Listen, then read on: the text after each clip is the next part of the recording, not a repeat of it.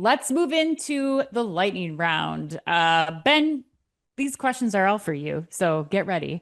Ben, you're one of the lucky few who got to see Oasis in their recent reunion tour. On a scale of 1 to 10, how well did Noel, Liam, and crew perform?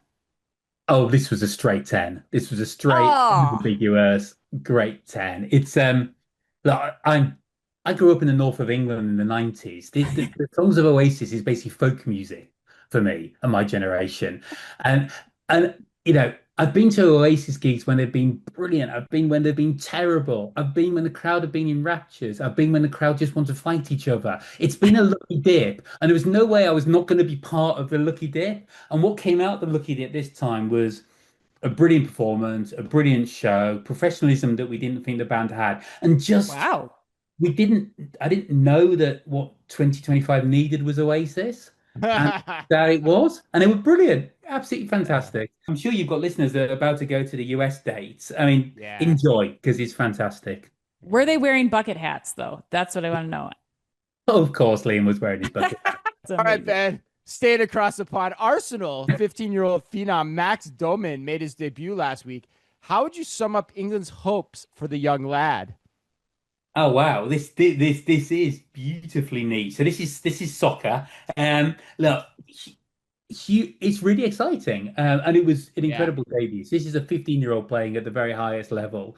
Um, Look, soccer in the UK is incredibly tribal, so I'm going to resist getting sucked into that. It's just, should I just say I'm quite familiar with the Emirates Stadium and the setup at Arsenal. Um, and look, the key for me for Max is protection and safeguarding because he's just a kid. And I think in Arsenal he'll get the support he needs. Um, they're a great club from that perspective. Hopefully he'll get the patience of the crowd. And yeah, I mean he's literally the world's at his feet. But so yeah, it's very, very exciting. But we just hope he's just got to be a bit patient and hope he gets all that support. Ben, follow-up question. Is the furor over him in England more Wayne Rooney or David Beckham or somewhere in the middle as a footballer? Yeah, he's an attacking winger, which is where Beckham played. Um, I mean, I think the parallel what England would love is if he's similar to what Lamine Yamal is able to do at Barcelona, an attack with just freedom and flair and no fear. That's the hope, but that's a pretty lofty aspiration. So we're great at building people up and then knocking them down. So I don't want to get too carried away. But yeah, if you're a 15-year-old and you're coming on for the champions elect, that's pretty big move. Yeah. Okay, well, I'm going to shift gears away from footballers and back to grocery shop, Ben. Yes. I mistakenly shared my grocery shop and Shop Talk Starbucks hack with too many people before Shop Talk on this podcast. So I want to know what your one Vegas hack is that everybody should know, especially for those who are flying across the pond to get to Vegas.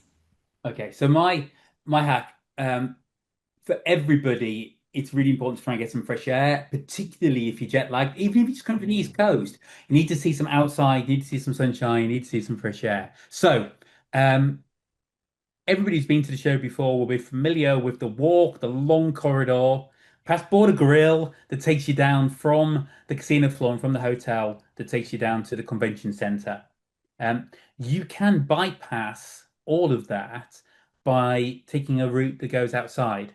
So if you come down the elevator, out of your room, don't get off the casino floor, go one floor below, which is the pool entrance.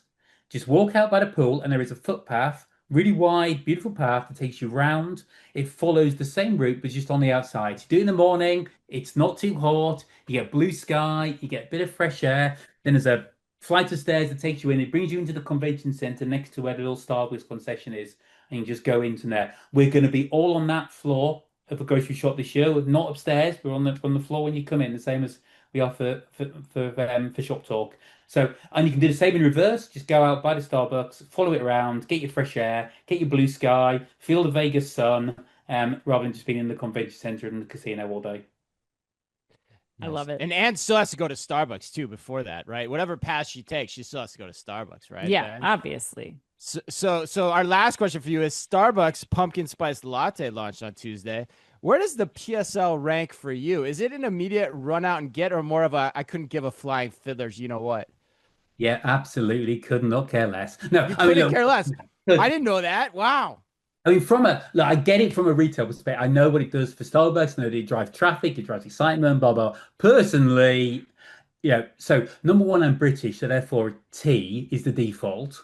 Mm.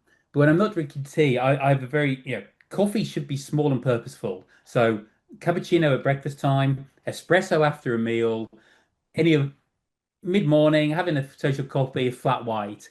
Anything beyond that is superfluous. My God, I love it. On that note, coffee should be small and purposeful. Is that what you said? Yes, small and purposeful. I'm going to take that to heart. All right, let's get out of here on that one. Small and purposeful.